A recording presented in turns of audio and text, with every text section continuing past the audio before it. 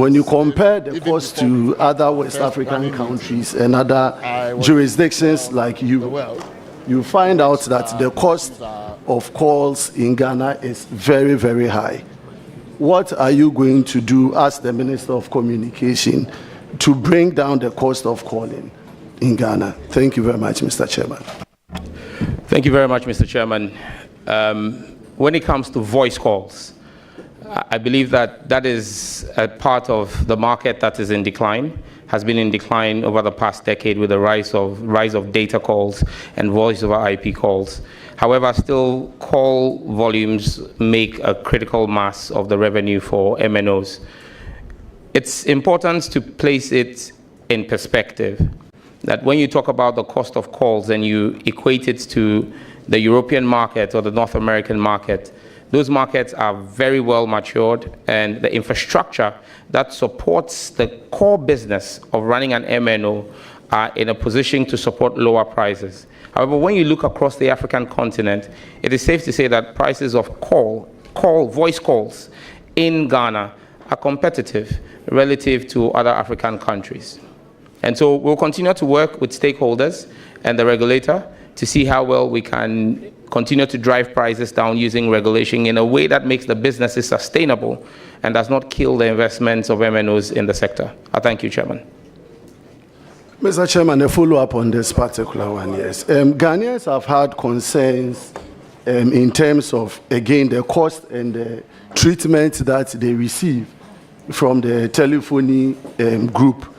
You make a call and they tell you the call is out of coverage area, the number you are calling cannot be reached when the person is right in distance with you.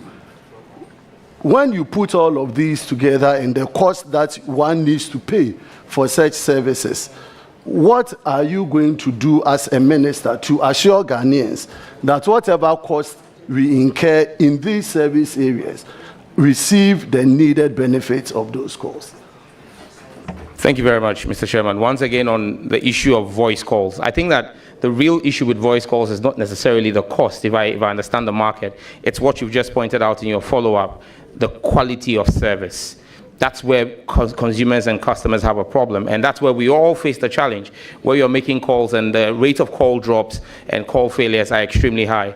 I agree with you that there is work that needs to be done from the ministry by way of policy through the regulator, the National Communications Authority, to ensure that the KPIs for the MNOs and service providers is enhanced and that we ensure strict adherence to it.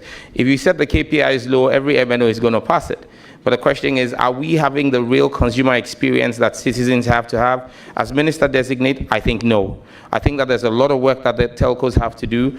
Government also has to do some work, because for you to get better quality of experience, you need to allocate more spectrum to the MNOs. So as Minister Designate, if approved by this House and I become the minister, one of the things we'll work with the regulators to do is to make more spectrum available to the MNOs.